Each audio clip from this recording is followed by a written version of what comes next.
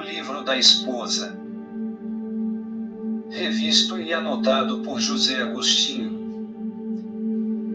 Prefácio e Plano Geral da Biblioteca da Mulher. A mulher possui no seio da família e na sociedade, naturalmente e pela força das circunstâncias, uma importante e muito complexa influência. Em todos os tempos os teólogos, os filósofos, os moralistas, os escritores, prosadores e poetas, têm tido a noção da importância social da mulher e, portanto, a noção também da necessidade de se orientar a companheira do homem como seu auxiliar na missão a cumprir. Tão legítima preocupação dá origem a uma verdadeira literatura, muito abundante, muito complexa, mas bastante desigual, contendo alguns bons livros disseminados entre montes de obras sem valor.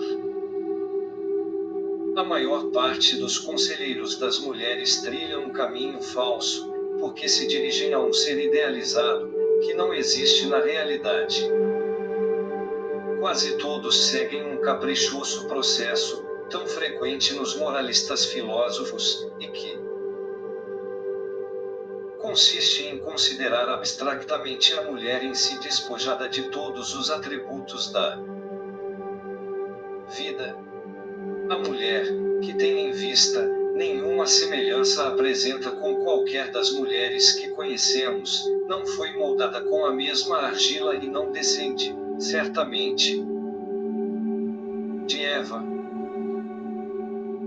Deste modo, quando um daqueles livros cai sob os olhos das esposas, das mães, numa palavra, de mulheres com existência e atividade real, elas invariavelmente, no fim da leitura, depõem o volume, pensando: isto não foi escrito para mim.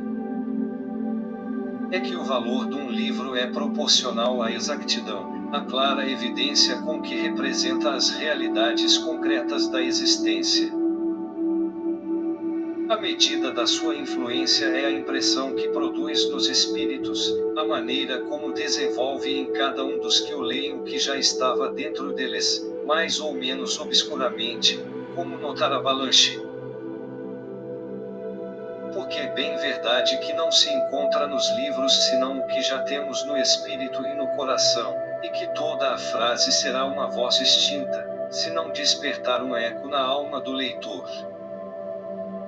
Realmente, não se escreve para as mulheres, quando se tomam abstractamente as suas particularidades individuais, quando os escritos se referem a um tipo fantasiado, criado, elemento por elemento, em virtude de uma concepção puramente filosófica.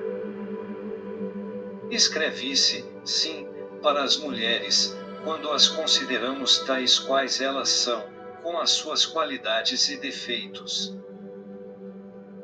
Quando se lhes fala uma linguagem que esteja não só à altura da sua inteligência como do seu sentimento, principalmente. As mulheres têm uma fina sensibilidade e é por meio da sua sensibilidade que mais seguramente se poderá tocar-lhes o espírito.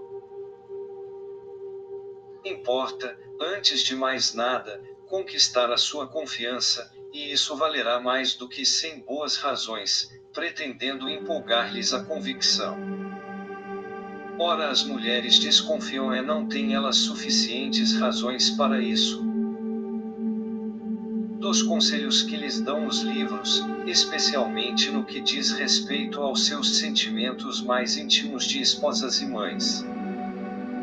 Assim consideram-nos ou como inaplicáveis à sua situação particular ou como tendo intentos reservados.